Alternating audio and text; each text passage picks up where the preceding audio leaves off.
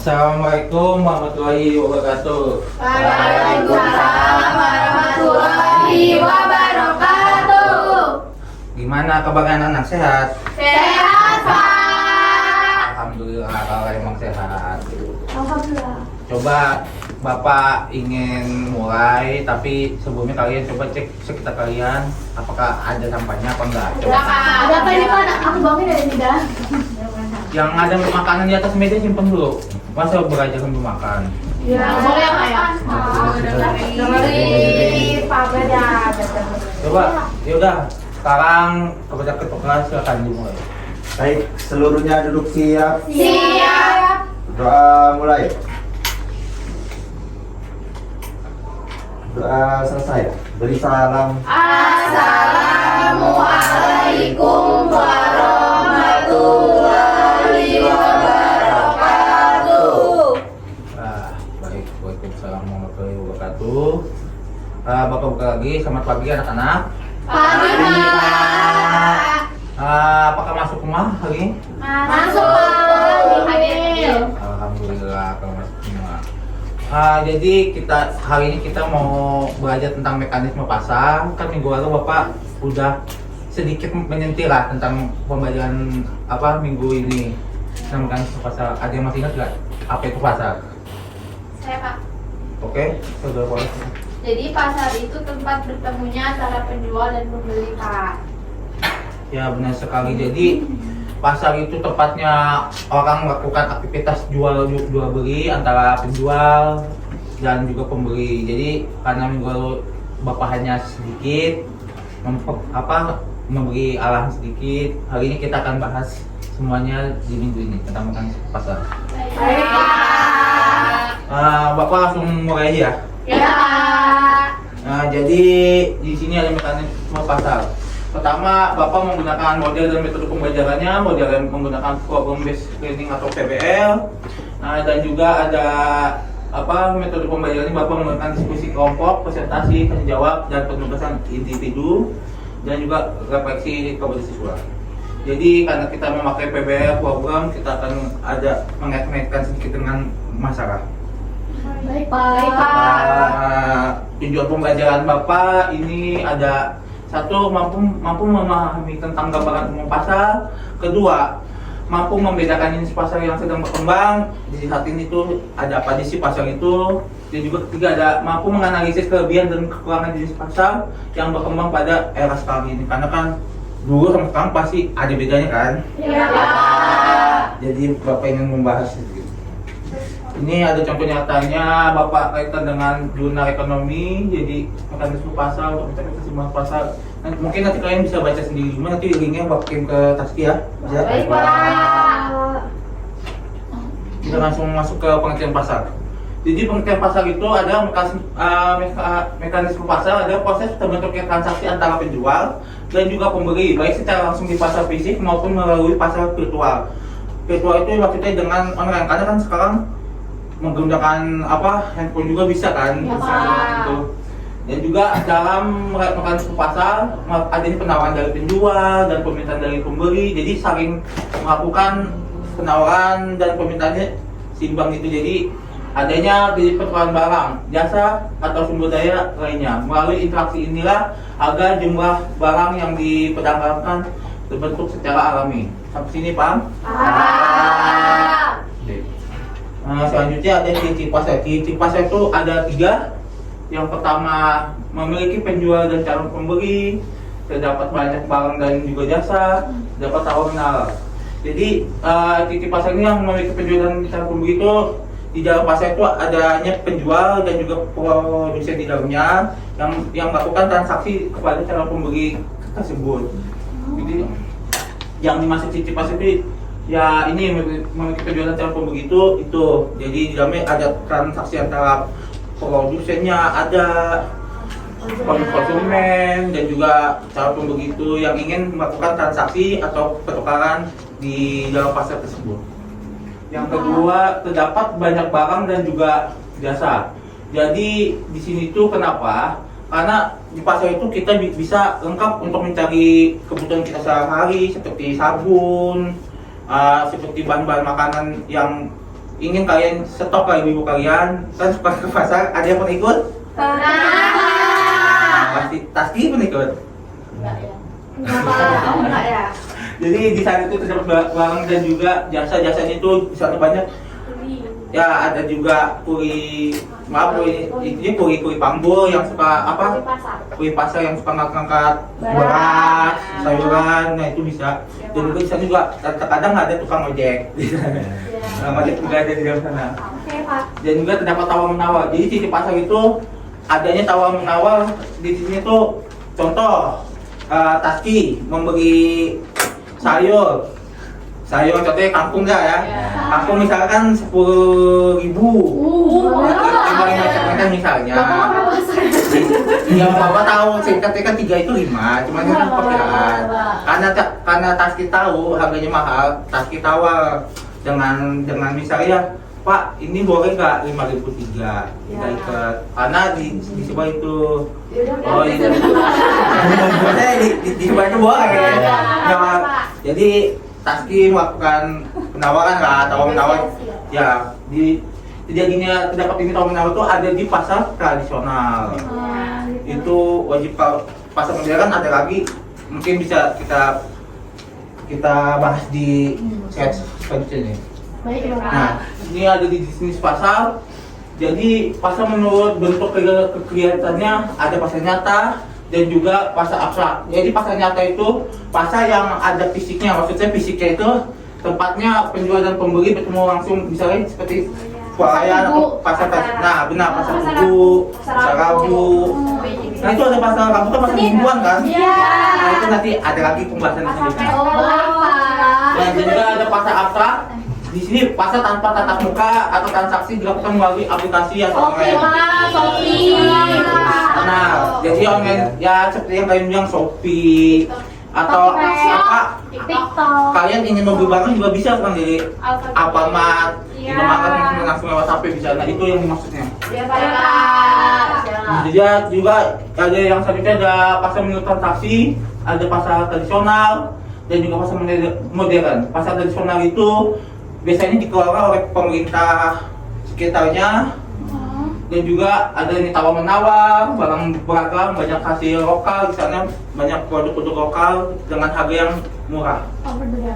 Nah penjual langsung. Kalau pasar modern itu ya seperti sistem modern itu ada mall, supermarket, dan juga kalau di modern itu nggak bisa tawar menawar karena harganya udah langsung di sana. Udah ada labelnya ya, Pak? Iya langsung, jadi nggak habis tawar menawar. Iya, Pak. Yang ketiga ada mengenai pasar menurut jenis barang. Yang pertama ada pasar barang konsumsi dan juga pasar sumber daya produksi. Maksudnya jenis barang ini, jadi pasar barang konsumsi ini menjual barang kebutuhan sehari yang kita biasa konsumsi sehari-hari loh. Jadi yang bagus di sabun kan kita konsumsi sehari, maksudnya bukan di Tapi dipakai, Pak. kita dipakai sabun, sampo, sayuran, buah-buahan, beras ataupun selainnya. Iya, Pak. Dan juga sumber daya produksinya ada menjual kebutuhan produksi seperti tenaga kerja, mesin, alat berat, modal dan lainnya. Jadi di sini ya seperti menjual produksi ya, jika kalian punya pabrik atau apa. Taski punya roti tanpa gula ya? Iya. Ya itu kan ada mesin dong. Iya. Nah itu mesinnya di sini bisa masuk. Yang kedua ada di sini, ini yang keempat dan kelimanya ada pasar menurut waktu. Jadi pasar menurut waktu itu ada pasar harian, pasar mingguan, pasar bulanan, dan juga pasar temporer. Jadi kalau pasar harian ini seperti yang pasar Tugu itu pasar harian kan? Iya, Pak. Ya, jadi contohnya itu seperti pasar Tugu itu pasar harian. Jadi harian itu yang ada tiap hari, setiap waktu itu ada terus menerus. Iya, Pak. Tunggu, Pak. Ya, Pak. Dan juga ada pasar mingguan, contoh misalnya ada pasar Rabu ya. Rabu itu kan setiap hari Rabu aja. Ada juga Pak pasar Senin. Nah, pasar Senin, pasar Jumat, dan sekarang aja yang ada setiap minggu sekali aja ya. Dan juga ada pasar bulan, jadi bukan sebulan sekali pada waktu tertentu di daerah tertentu, biasanya itu Pasar malam. Nah, benar sekali nah juga. Itu ada pasar malam. Pasar malam kan nggak tiap minggu ada tuh ini. Sebulan sekali, Kadang-kadang Pak. sebulan sekali atau 12 sekali. Dan sekarang juga ada pasar temporer ini bukan hanya pada waktu atau bisa tenang dulu. Bapak lagi dikasih. Jadi yang ini ada pasar temporer, Bu. Jadi bukannya itu hanya pada waktu atau acara tertentu, misalnya pasar malam. Nah ini juga termasuk sama pasar malam saat perayaan. Ini ada kejadiannya sekarang di dekat masjid yang baru di Enggal situ. Apa? Di dekat Tugu Enggal. Samurai. Nah itu bisa masuk ke pasar temporer ini. Iya Pak. Kemarin maju ke sana. Iya Pak, ngedate Pak. Oh, emang punya pacar nih Pak?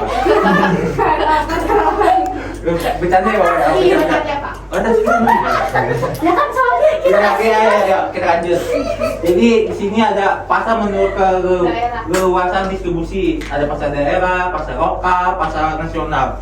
Pasar daerah ini menjual dan membeli produk dalam satu daerah. Jadi yang produksinya dari daerah-daerah tersebut sendiri. Iya ada di dalam sana seperti sama singkong maksudnya nih yang di daerah-daerah. Dia juga ada pasar lokal skala lebih kecil hanya dalam lokal atau wilayah tertentu, jadi dia lebih kecil lagi, misalnya di wilayah dari daerah dia lebih masuk lagi ke wilayah lebih ke ya mungkin. Dan juga ada pasar nasional, jadi pasar nasional ini menjual produk untuk seluruh wilayah negara dan melayani pemerintahan nasional. Jadi pasar nasional untuk wilayah bisa di produk nasional. Kalau nasional biasanya kayak gini tuh di Tanah Abang. Oh iya Pak, iya Pak. Dia melakukan penjualan. Di kampung nggak ada Tanah Abang. Iya, ini kan contohnya. Tanah Dan Tanah Abang itu termasuk pasar. Simpur ya Pak. Enggak, ini mau ngasih tahu Tanah Abang tuh pasar pertama di Indonesia. Kalau nggak salah di tahun 1735 atau 1835 gitu. Kalau Bapak baca. Ini jadi apa buat pakaian kalian aja buat ini. Hah? Konsep Pak, Enggak buat konsepnya ini aja Pak. aja. Karena udah boleh silakan kalian yang ingin ditanyakan. Saya Pak. Ya boleh silakan. Pak, kalau di pasar modern kan nggak ada tawar menawarnya ya Pak. Coba. Itu tetap Iya, ada Pak. mekanisme pasarnya ya Pak.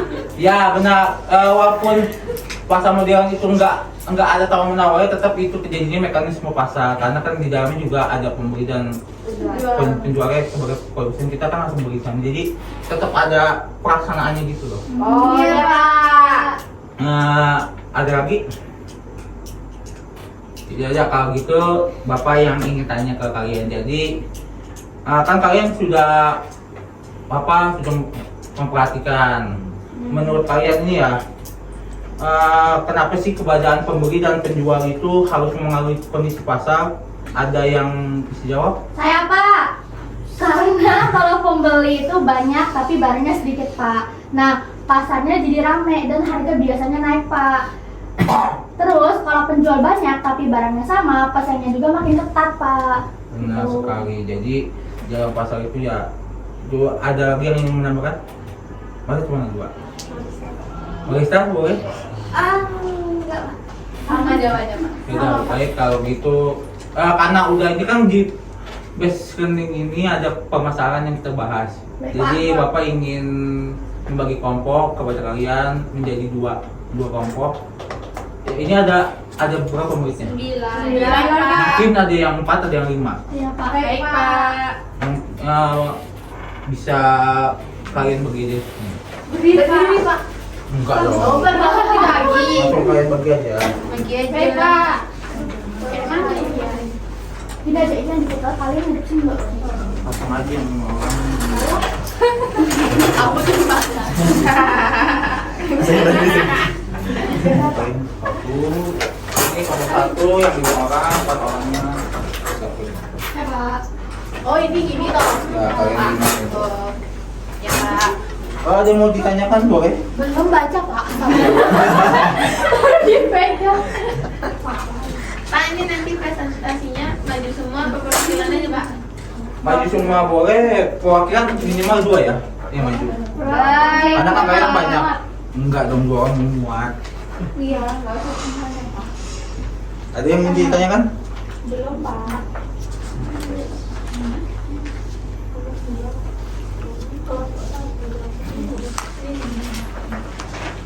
Sudah Pak. Sudah. Benar-benar Pak, kayak gini baca Iya. kerjainnya. Iya. Enggak ini. Saya Pak yang kerjain. Enak aja. Oh, udah bisa presentasi. Mau Pak, kalau saya Pak. Dua, satu. Bapak, genap dulu Pak. Genap. Dua Pak. Dua, satu. Sampai Pak ganjil dulu. Genap dulu. Ya. Nggak mau diduakan. Nggak mau diduakan. Yuk, ayo maju. Ya. Pak, ada situ. Pak, semuanya maju. Enggak boleh dua. Ya udah boleh. Tapi jangan ikuti. Kan kalau dua itu diduakan, berarti nomor satu kan. Ayo. Semuanya maju. Nih, ngapain laki? Kan kita punya suami. Enggak ya. Ayo pembahasan gimana? Jadi teman-teman kami dari kelompok 1 akan mempresentasikan studi kasus kelompok 1. Di sini aku bacain ya. Di Kota Melati terdapat pasar tradisional bunga yang sudah beroperasi selama puluhan tahun. Pasar ini memiliki banyak pedagang bahan makanan. Suasananya ramai dan pembeli serta penjual dapat melakukan tawar-menawarnya. Namun sejak hadirnya mikroskop modern di dekat lokasi tersebut, sebagian pembeli beralih karena harga di minimarket sudah pasti di tempatnya lebih bersih. Pertanyaannya ada dua, dibacain oleh Pertanyaannya ada dua. Yang pertama itu ada ciri-ciri pasar. Nah, jelaskan perbedaan antara pasar tradisional dengan pasar modern dari kasus tersebut. Nah, yang kedua itu mengapa sebagian pembeli tetap memilih pasar tradisional meskipun sudah ada pasar modern? Jawabannya dijawab oleh teman ini Suci kok yang nomor 1 udah bawa HP. Jawabannya itu berbeda pasar tradisional dan pasar modern dari kasus tersebut. Pasar tradisional bunga memiliki ciri ada tawar-menawar antara penjual dan pembeli. Barang umumnya produk lokal dan dijual langsung oleh pedagang. Penjual dan pembeli bertemu secara langsung atau di pasar nyata. Najwa nggak dengerin Najwa pasti diskusi loh. Minimarket atau pasar modern memiliki ciri harga sudah pasti, tidak ada tawar-menawar, sistem layanan mandiri, tempat lebih bersih, tertata dan nyaman, transaksi lebih formal dan menggunakan barcode atau harga label. Jadi perbedaan utamanya pasar tradisional transaksi langsung atau tawar-menawar, pasar modern harga pasti, ditambah layanan mandiri dan tempat lebih modern. Yang kedua kan dijawab oleh Yang kedua, alasan sebagian pembeli tetap memilih pasar tradisional.